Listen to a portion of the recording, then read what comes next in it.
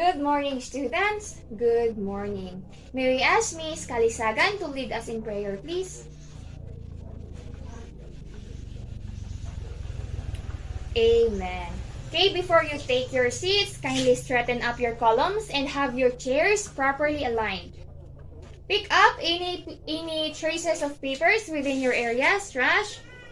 Thank you. You may now take your seat and lend me your ears, students. Thank you. Okay, welcome to World History 1. Okay, first things first, my dear students, let's check your attendance first. Say present if your name is called. Let's start with Buntag. Present. Kalisagan. Present. Lokente. Present. Manila. Present. Yongson. Present. Okay, very good. Everybody is present. A big hand, please. Keep it up, students. Alright. Since we're done with our attendance, did I give you any assignment yesterday? Okay, I want you now, students, to get your assignments in 1, 2, 3. Rotate your paper clockwise. Okay, let's check your assignment. Now we're good. Pass your assignments forward. Very impressive scores. Okay, so for today, class, we'll be having a very interesting topic. But before that, let us recall what we discussed. Let us recall what we learned yesterday. Any volunteer from the class? Yes, Miss Villamore. Very good. Yesterday, we talked about India after Guptas. So what happened to India during this period? Yes, Miss Jungson? Precisely. Very good. It seems like you're listening very well to our discussion. Now we move to a very interesting topic. Are you excited, class? Yes. You should be excited because today we will be having a word game. So I know you are familiar already with 4 pics and 1 word, right? Okay, this is 4 pics and 1 word. You know the drill. You identify, you guess what is being depicted or what is being portrayed in the pictures. Let's have our picture number 1. Who can guess what is being depicted in the picture? Very good. This is Japan with its golden pavilion, the Japanese character, their flag, and the traditional clothes. This is no doubt Japan. Very good, Miss Manala. Okay, let's take a look at another picture.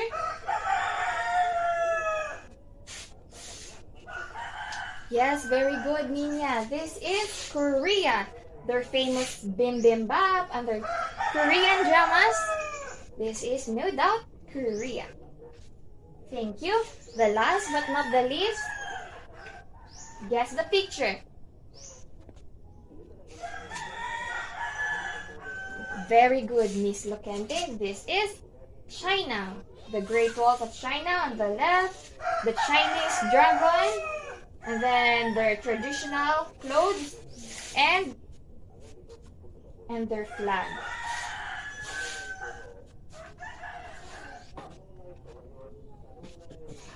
Okay, so based on our word games, we have China, Japan, and Korea. So these 3 countries are very diverse. They are very unique as a nation, as a state. So these 3 countries, they all have but one common denominator. What is that? Yes, Miss Yongson. They are coming from Asian countries. And that is, my dear students, our topic for today. So welcome to World History 1, the Asian world. So for this topic, we will be focusing on the Asian world for the time 400 AD and 1500 AD only. Okay? Alright.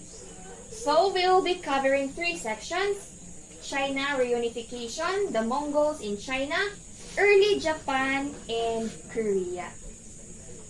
So before that, I want you students to read our learning objectives for today so we will be guided as we go along with our discussion. Everybody, please read our lesson objectives.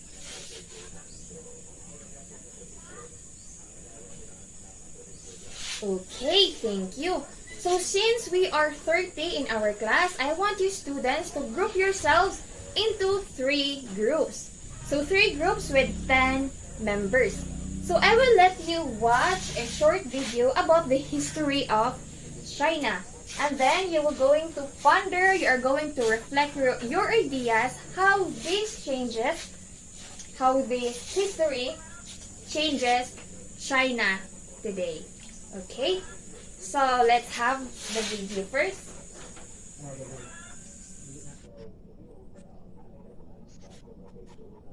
Okay, students, you are free to get your notebook so you can take notes of the important ideas. Chinese history has been centered around and between its great rivers, most notably the Yangtze River Valley in the south, and in the north, the Yellow River.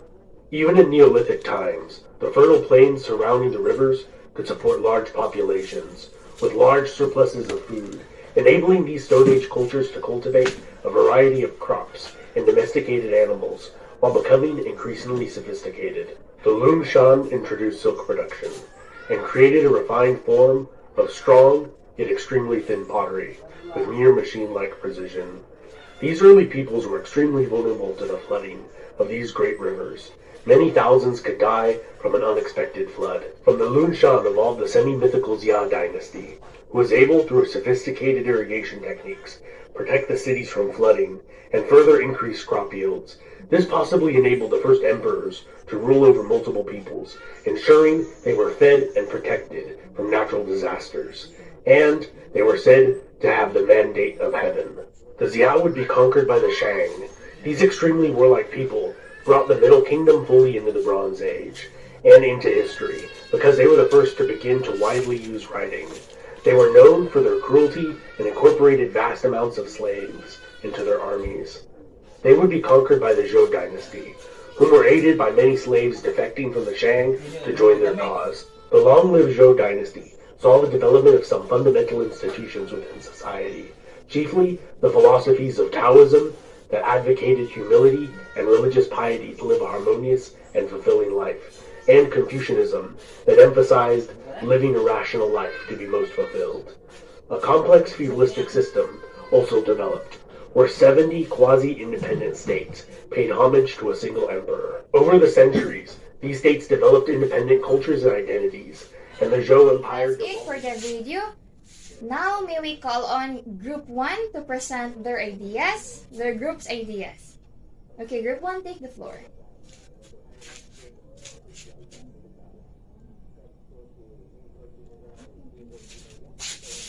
Now let's call Group 2.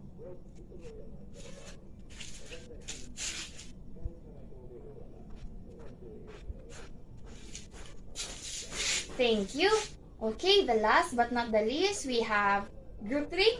Keep the ball rolling.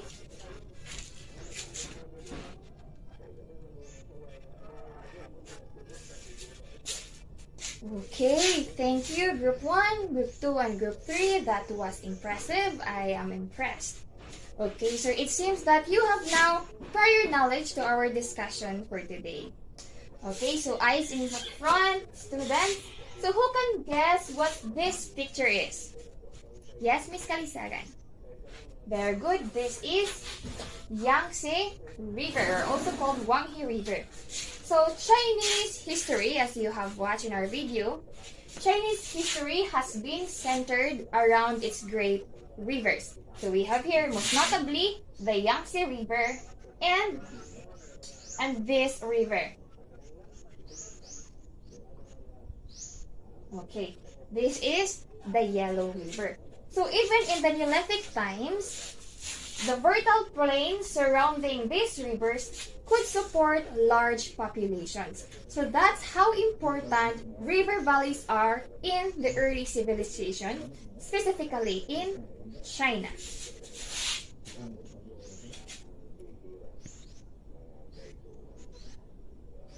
Okay, may we ask Miss Piasa to read the contents of our slides?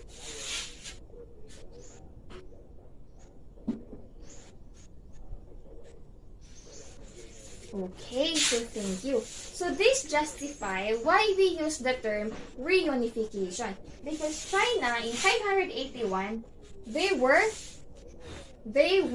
separated, they were broken because of rebellion of peasants. So that was in the Han and the Qin dynasty. However, in 581, the Sui dynasty succeeded in unifying China for the first time in hundreds of years. So over the next several centuries, with only a brief period of disorder in the 900s, a series of 3 dynasties would bring progress and stability to China. So these are the 3 dynasties.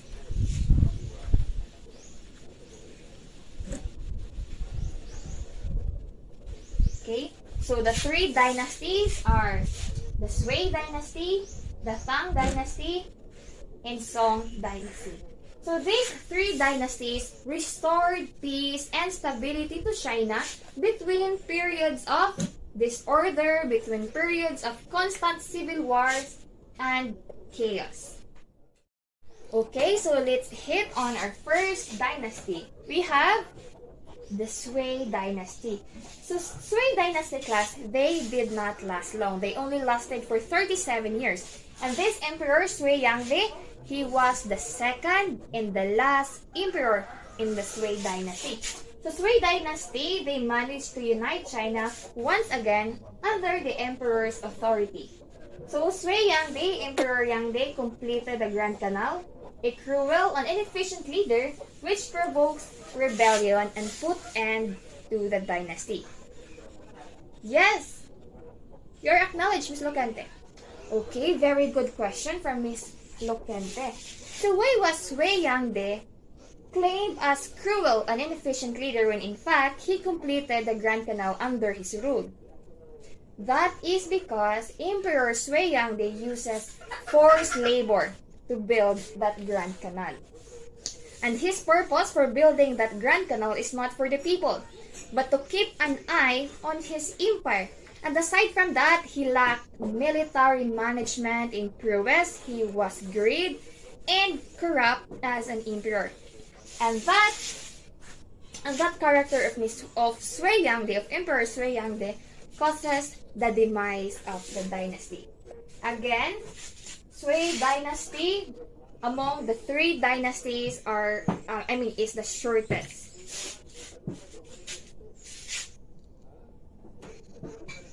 Okay, so after the fall of Sui Yangdi, another dynasty emerged. So compared to Sui Yangdi's 37 years, this Tang dynasty was way longer. So it lasted for almost 300 years, so 3 centuries. So under Tang dynasty, they reformed the government of China. They claimed to be the greatest power in East Asia. They restored civil service examination, that is a chief method of recruiting officials for the civilian bureaucracy. Tang Xuanzang, known to his devotion to a commoner's daughter, Yang Guofei, and his love for Yang Guofei weakened his government, and it resulted to attempted treasons by his favorite general.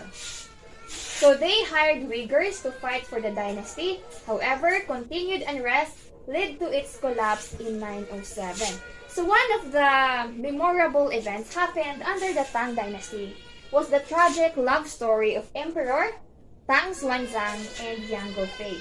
So Tang Xuanzang, he became so in love, he became so obsessed with Yang Guofei that he made decisions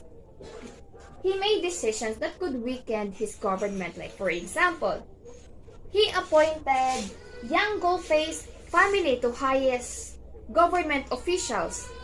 Another, he would spend so much money from the government to entertain Yang Guofei. And of course, the people reacted strongly. They demanded Yang Guofei's death and her family's execution. So that's why I called it a tragic love story. So now we move to the third dynasty, the Song dynasty. So Song dynasty, they ruled during the economic prosperity of China. Okay, let's request Miss Castrades to read the content of our slides, please. Okay, so thank you. Alright, so one thing you have to remember about Song dynasty is this Mongol Empire. So it was during this period that the Mongol Empire, fun fact, Mongol Empire is the largest land empire in history. So when we say Mongols, they are very destructive in nature, they are very cruel, they burn cities, they destroy dams, they kill people. So that is, they wanted to inject terror. Yes, they wanted to inject terror to people so they won't fight back. And it was very effective. They were good in invasion and wars. Okay. So everybody, read with me. Government and economy. So China mature political system based on the principle put first in practice during Qin and Han dynasties. China was a monarchy that employed a relatively large bureaucracy. Confucian ideals were still the cement that held the system together. So that China grew in size and complexity. Agriculture flourished, and manufacturing and trade grew dramatically. The Silk Road was also renewed, exported tea, silk, and porcelain. So if we add all those three dynasties, the Sui, the Tang, and the Song dynasty, that would sum up to 700 years, so 7 centuries. And for that 700 years, Chinese economy grew in size and they grew in sophistication or in complexity. So first, let us break down all the terminologies. Okay, we have first monarchy. What is monarchy? So monarchy, that is a type of government that is ruled by monarch or by king or by queen. Okay. So what is this Confucian ideals? So students, Confucian ideals, these are teachings centered on having a good moral character. Okay, so are you still with me? Okay. So in Chinese cities, technological developments added new products and simulated trade. So later on, I will show you the inventions of China. Okay, next slide. Chinese society. So economic society had impact. For many wealthy city dwellers, the Tang and Song dynasties were an age of prosperity. So it was during this period that China's culture and literature was on the rise. So one notable traveler, we have Marco Polo. Have you ever heard of Marco Polo before? No? Okay, so Marco Polo was a famous traveler in Asia. So he had written that famous book, the Book of Travels of Marco Polo. Yes, so Marco Polo, he spent his service to Kublai Khan. So Kublai Khan, he was the ruler of the Mongol Empire. So what is Mongol Empire again? Yes, Mongol Empire, the greatest land empire in the world or in the history. Okay, according to Marco Polo, so many pleasures may be found that one fancies himself to be in paradise. So take note of the figure of speech he used in describing China. Paradise. So we have scholar gentry. These are the political and economic elite of Chinese society, and at the same time produced most of the candidates for civil service. So today we have civil service examination, so we use that for employment. Okay. Next. Okay, next slide. the status of women. As in other parts of the world, female children were considered, take note of this harsh term, less desirable than male children. In addition, a girl's parents were expected to provide dowry. So if you remember what dowry means, these are money, goods, or resources. Yes, in exchange for marriage. Poor families often sold their daughters to wealthy villagers. Most women, however, had few rights and privileges during the Tang Dynasty. Women were allowed to join in playing music. Most marriages were arranged and a woman was permitted to marry only once in her lifetime. So just like Philippines or just like most of the early civilizations, women are inferior to men. But one particular woman break that norm in China. She contributed a lot to China. So she was Empress Wu Zhao. May we ask Miss Villamor to read the content of our slide? Yes. Okay. So Empress Wu Zhao was at first the mistress of the emperor. So what she did was, she accused the present empress of a crime she didn't commit. And the emperor was forced to dethrone the empress. So that's how Empress Wu Zhao came into power. And later on that year, the present emperor died. Okay. So, as a woman, yes, Empress Wu Zhao was kind of wicked, rude, but take note, student, that as an empress, as a leader, she was very efficient. Okay, so we're still on the topic, status of women. So, I want you students to take a closer look at these two pictures. Okay, so what you see, this is called foot binding. So foot binding became very popular to upper class women of the ancient China. So that is a woman's willingness to bind her feet, and it was considered a sign of her virtue. This is how they define beautiful. This is how they define respect for women. But we also have to understand with students that today they no longer practice this culture as it will affect their health. Okay? So this actually was already banned in China. Okay, so when you say China, I want you to attach this on your mind.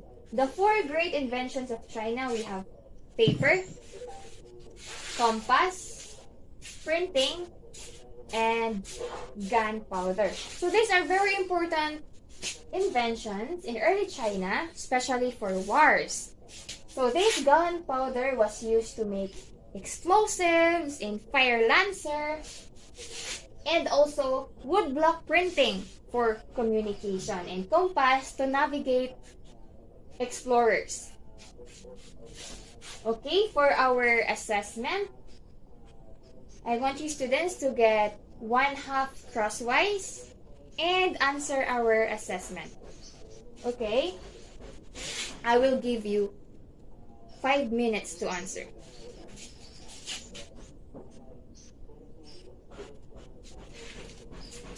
Okay, we're done. I want you to pass your papers forward, please. I will check your paper. Okay, thank you. For your assignment, kindly copy. Okay, for the Bow Study Organizer. Or if you have gadgets with you, you can just take a picture. Any questions from the class? Okay, understood. Thank you. That's all for today. Thank you for listening. Class is dismissed.